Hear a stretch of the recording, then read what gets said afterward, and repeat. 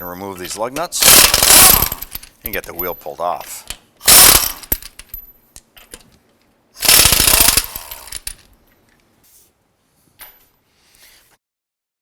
All right, so we're going to go ahead and remove this nut here and the upper nut on the top.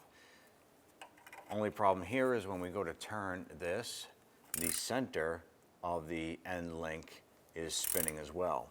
So we're going to use an Allen key to put that in, to hold that from spinning, and then turn the wrench.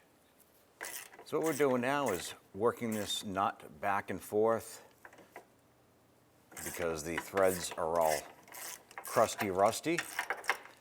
And if we work it back and forth, we're going to use the threads on the nut to clean the stud itself, so we can take this off.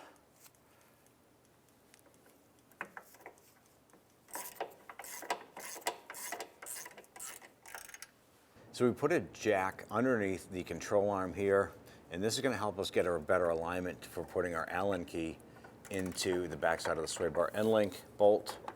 And then we're going to go ahead and loosen this. So we're going to go ahead and remove this nut, and we'll go ahead and remove this link.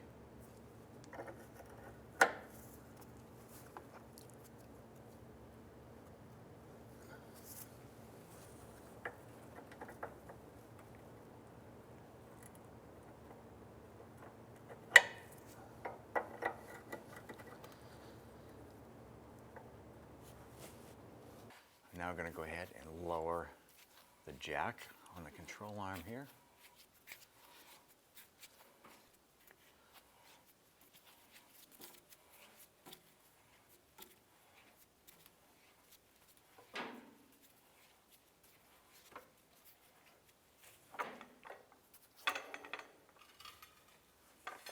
I'm going to go ahead and feed the end link through.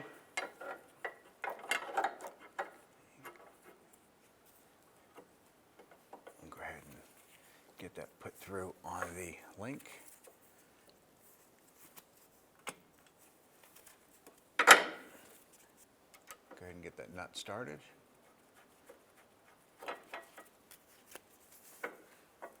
And we'll go ahead and line up the bottom.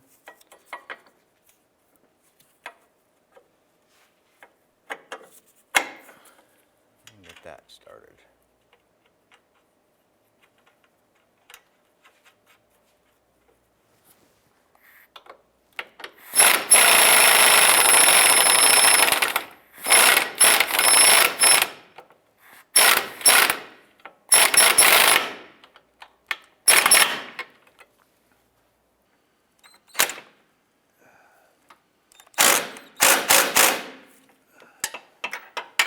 Once you've tightened up these two nuts here, you can now go ahead and repeat for the other side.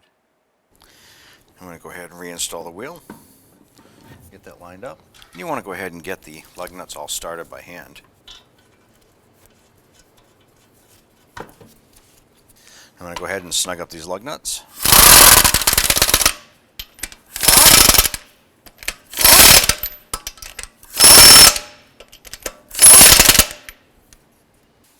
Now I'm going to go ahead and torque the wheels to 79 foot-pounds.